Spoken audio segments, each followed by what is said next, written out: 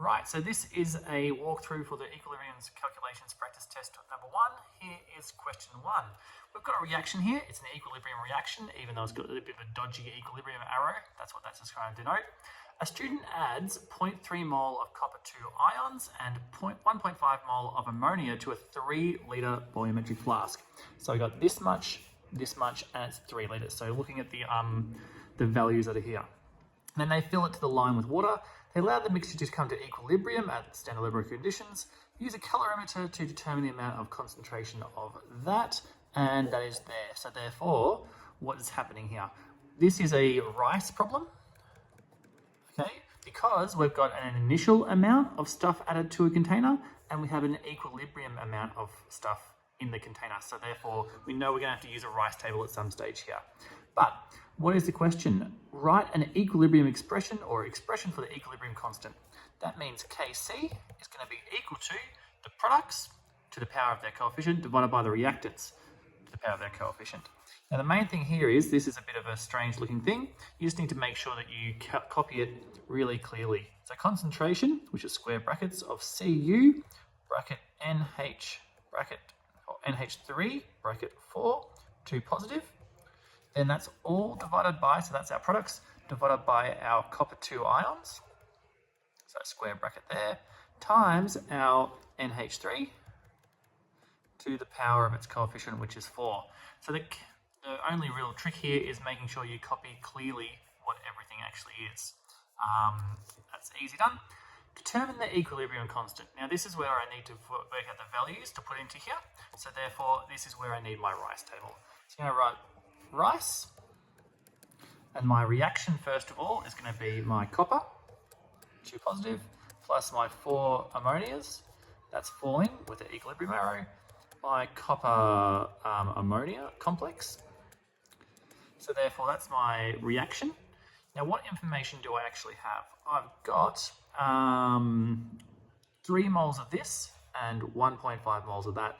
I've got a 3-litre container. What that is I need to convert all this into concentration, because my equilibrium stuff here is only dealing with concentration. So therefore, concentration of copper 2 ions, equals number of moles divided by volume. 0.3 divided by 3 equals 0.1 molar. So I'm not using number of moles in my rice table, I'm using concentration.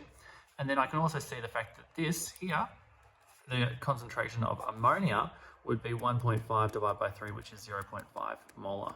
So my initial amount of copper is 0.1 molar.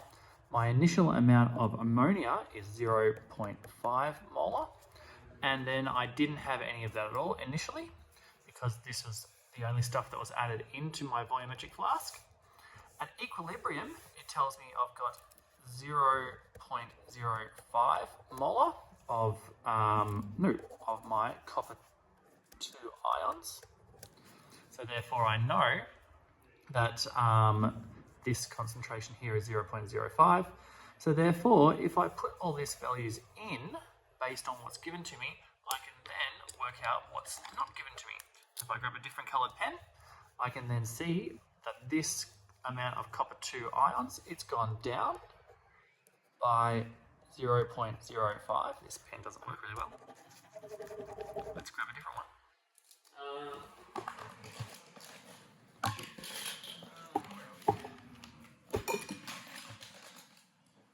Red pen will do. This has gone down by 0.05. Now this going down by 0.05, my change in this would be 4 times as much, because my coefficient here is 4. So therefore that's going to be going down by 0.2 molar, because it's 4 times that. And this one is going up in ratio with my copper by 0.05 molar. Okay, so therefore, in terms of working out my ice or my rice table, my change is in ratio based along my equation. So therefore, how much of the ammonia will I have left? I'll have 0.5 take away 0.2. That's going to be 0.3 molar. And then 0 plus that will actually be 0.05 molar. So therefore, that's working out my equilibrium amounts of all these things. Then all I need to do is bang it into my equilibrium constant. So Kc equals, what is it, 0.05 divided by 0.05 times by 0.3 to the power of 4 equals a certain number. And I'll just do that now. So 0.05 divided by bracket 0.05 times 0.3. Whoopsie. Hang on. Start again. 0.05 divided. Yes, calculator's not working. Let's grab a different one.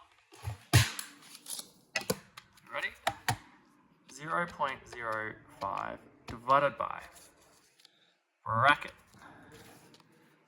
0.05 times 0.3 to the power of 4 in bracket. That gives me 123.5 as my Kc value. I need to be careful of units here, which is what I should have done with my expression as well. I've got, what are my units? Molar, which is my top unit, divided by molar times molar to the power of 4. That means my unit here is molar to the negative 4. So therefore this is molar to the negative 4. And that is my unit and my Kc value for this particular reaction. Now, what's question number C?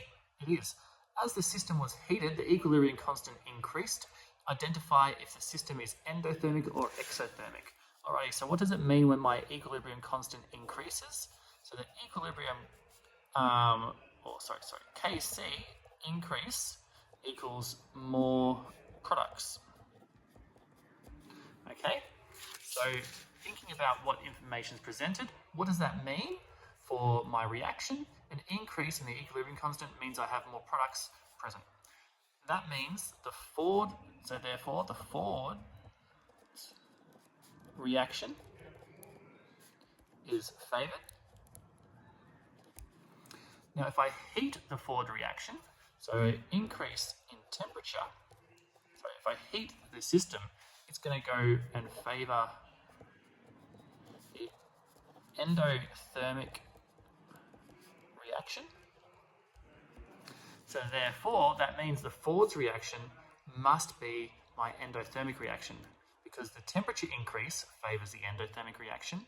An increase in K means the forwards reaction was favoured, so therefore the forward reaction is endothermic. I'm putting all that information together. These two bits here, that's just your knowledge. That's applying what was happened in the equation, and then we put it together to work out what the forward reaction actually is. So, as I said, the Kc is an indication of how much products we have at equilibrium. So therefore, an increase in Kc means forward reaction is favoured. Le Chatelier's principle states that if you heat something, it's going to favour the endothermic reaction to partially oppose that change. So therefore, we put all that information together and we get the forward reaction is endothermic. So that's our first question. A fair bit of detail in there. Hopefully you can follow what I just said. And let's have a look at question 2.